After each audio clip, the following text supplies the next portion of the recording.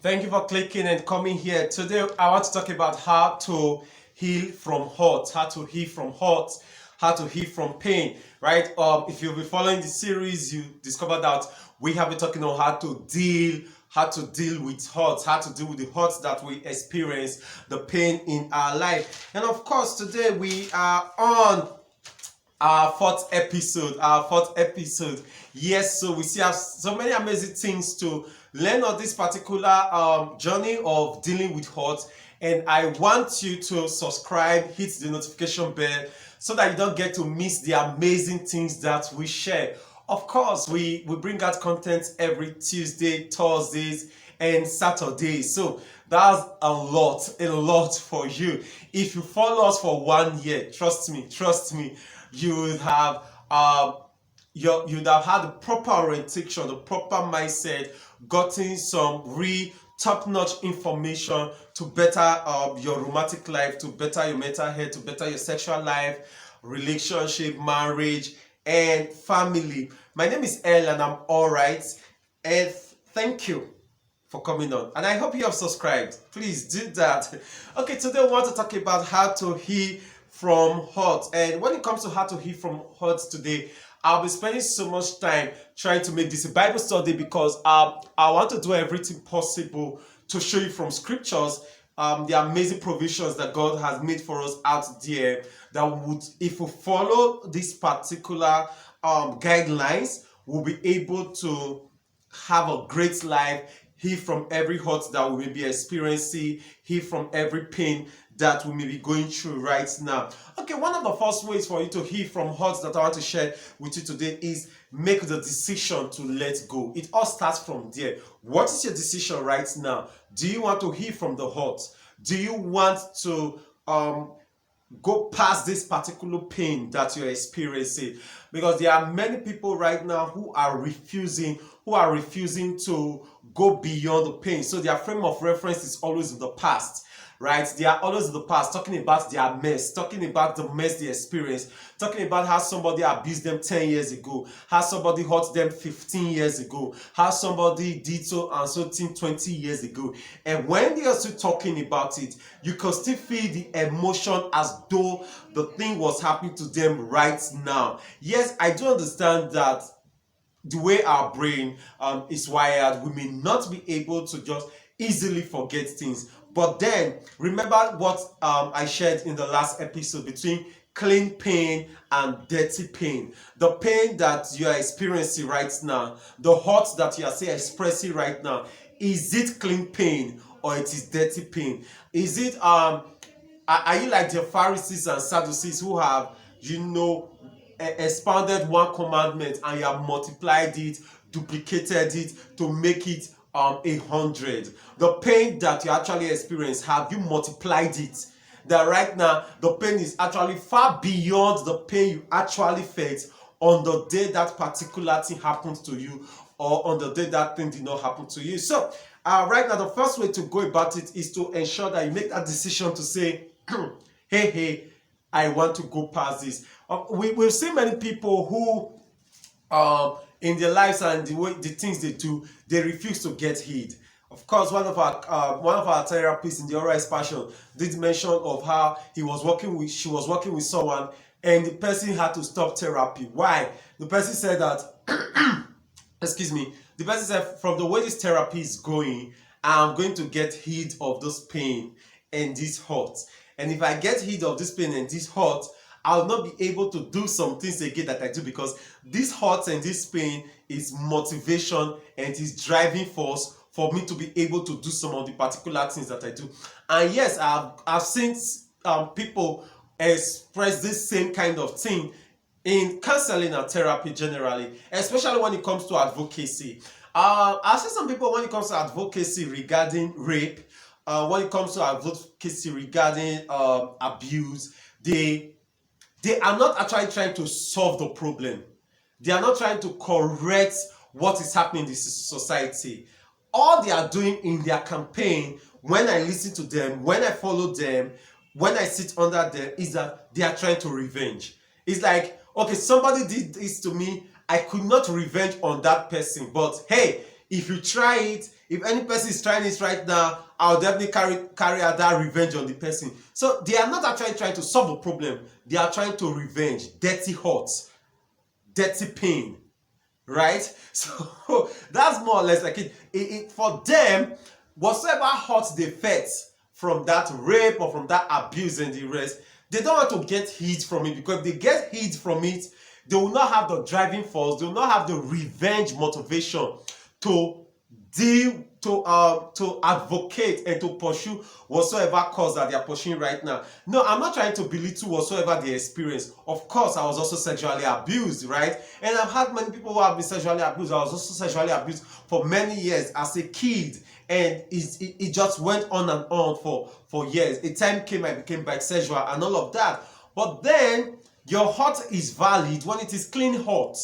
When it is clean pain, the moment it becomes dirty pain, it's no longer valid. It's no longer, you should reject it. So making that decision to go, Ephesians chapter 4 verse 31 says that we should let go of all bitterness, we should let go of all rage, right? So no matter what is it that is hurting you, no matter what is it that may be, troubling you and has become a burden to you, make that decision to let go. Number 2 will be express your pain. Express your pain.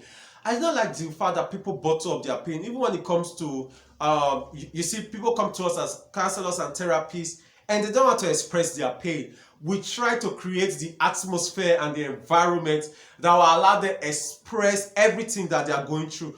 But still, we still find some people who would not want to do that. They don't want to express the pain, like seriously. They don't want to touch it, right? Maybe they feel like expressing it will mean opening up old wounds. Yes. If we need to peel off that surface of the wound so that we can treat it properly, let us do it, right? So there are times there's an injury and maybe a scar is already forming, a clotting is already forming on top of it. I may not know the proper medical terminology for it. And you go to the doctors for treatment and you see that they peel it off. They peel it off. So the wound becomes fresh, right? So blood sometimes come out. They peel it off so that they can properly clean it and treat it. Yes, if expressing it will mean peeling it off, do it. I beg you to do it. There are some people, I'm not even talking before counselors, I'm not even talking before friends, I'm also talking before about those who go to God and they don't even express their pain before God. They are like, God, I'm feeling hot. Or they just switch to praying in tongues. No. Express your pain. Try to verbalize it. Give it words. Give it the true emotions that you are facing. Unless you don't want to heal from that hurt, you must let it go. Don't bottle it all so that you don't they call it implode, right? So that you don't implode. And it's good that you explode before God, explode before a counselor, explode before a therapist, explode before a family or a friend that can properly help you, that can properly guide you in that situation. So express yourself. It is okay to express yourself. It is okay for you to come and just talk out, right? Then stop being the victim and blaming others. Stop being the victim and blaming others, right? I know you're hurt. I know you are feeling some pain right now. But at the end of the day, don't just try to see how you always paint the other person bad or paint the people who cause you this pain completely black and the rest. Yes, this hurt may have, you may have experienced this pain or this particular hurt through the action or the inaction of one person or the other, right? But then don't just spend all your energy and spend all your time blaming them. You are not trying to this is not court while you are trying to prove a case against them. You are not in court while you are trying to prove a case against them. You are in a healing room. You want to experience healing. So all you're just doing is you are acknowledging the fact that this person hurts me. This person did this thing or failed to do this thing that hurts me. But then I'm not about this person. I'm about this hurt. I want to move on. I want to heal. I want to recover. I actually experienced that recently from one counselor. Interestingly, a young lady. And she was so concerned about the fact that, hey, please, forget my friend. I don't want to even think about my friend. I just want to be well. I want to be well regarding whatever is happening to me right now. See, that has passed. I don't want to talk about whether she should be arrested, this and that should happen. Just let her go. For me, I want to be fine. I want to be well. And I was like, this is somebody who truly wants to be healed. She has known how to move from letting go, letting the others go, blaming somebody and being the victim, and just wanting to be well. Then of course we'll go to the fourth thing, which happens to be focused on the present. The present. Right now, what is happening to me? Whatsoever caused me pain or whatsoever hurt me happened 1 month ago, 5 years ago, 10 years ago, and whatever. But right now, the present, focus on the present. What is happening to my life right now? Right? You may have been rejected 10 years ago, but right now people are accepting you. Right? You may have been abused 5 years ago, but right now are people loving you. Focus on that present. Channel your energy into taking advantage of the love, of the healing, of the graces, of the friendship that is available right now, rather than always talking about your past. Why should the past always be your frame of reference? Old things are passed away and everything has become new, right? His mercies are new every morning. If you don't choose to live in the newness of today, you will always be living in the experience of yesterday. And of course, there's this cliche, you turn your mess into a message, but this is how I see it. I believe that your mess is fat. Like when you fart, let it go. You don't fart, right? Your mess, you don't fart and try to gather it, to recycle it. It's not, I don't think your mess is something that you can recycle. So let it go. Let it go. Stop trying to always go back to your past and try to make it your frame of reference at every particular time, at every particular point of conversation. At just see, let it go and focus on the present and enjoy the present. Number 5 is forgive them as much as you can. Forgive the people who have hurt you. If you don't forgive them, you will not be able to heal, because somewhere, somehow inside of you, you'll be looking out for evil happening to them. You may not want to be the person to do it to them, but you are just expecting evil to happen to them. But no, when you forgive people, you love them. I remember one time when I actually came to the belief that I'd forgiven those who abused me, was when I came and I started praying for not just them. I started praying for their children and praying for their grandchildren, that the sins of their fathers and of their mothers will never be visited on them. That nobody will ever, no demon, no spirit, or no person will ever, because of what they did for me, use that as a ground to try to abuse them. And when I came to that spot, I could make that particular prayer for them and like, see, I forbid their children to ever be abused, to ever be sexually abused, molested, or the rest. And I forbid every spirit, to every demon or devil, to take advantage of whatsoever their parents did to me and try to visit it upon their children and their grandchildren. When I got to that level, I just knew that, see, I had truly forgiven these people. And yes, you need to forgive people. Don't look out for evil happening to them. Don't try to see how karma or how nature or how God or the devil will punish them for the wrong that they did to you. God does not necessarily have to punish them for the wrong that they did to you. That's between them and God.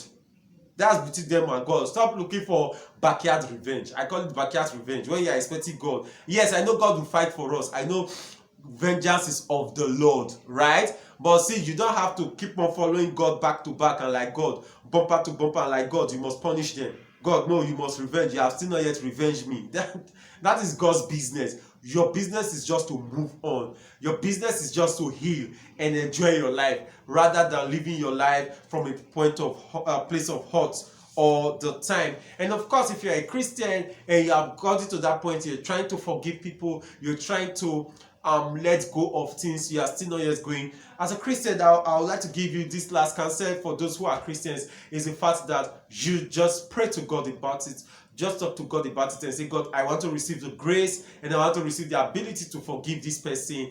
And I receive the grace, and you confess that you receive the grace to forgive that particular person and to heal from that hurt. And you wrap it up by taking the communion. You just break bread, reenact and reactivate the covenant in your life to say, by this communion, I receive my healing. By the stripes of Jesus Christ, I was healed from everything emotional, everything physical. And when you get to that point, and you get to that, and you make that prayer, you receive divine grace. My name is El, and I'm alright. Thank you so much for following this time. Remember to subscribe, hit the notification bell so I get to enjoy the amazing things that we share here. And if you contact us through the description section, I'll be the person that will attend to you. And this is it. Don't die in that hurt, don't die in that pain. Reach out to us. We are willing and we are eager to help you at your right passion. We have many counselors and therapists who are well skilled and trained in helping people heal and overcome from hurts and everything that hurts may have caused in your life. Remember that this is a series, it's not ending here. So subscribe. Check up and just see our playlist on dealing with hurts, the playlist dealing with hurts. Go through all the videos, share it with your friends and family. Remember that Jesus loves you, and of course, you rock.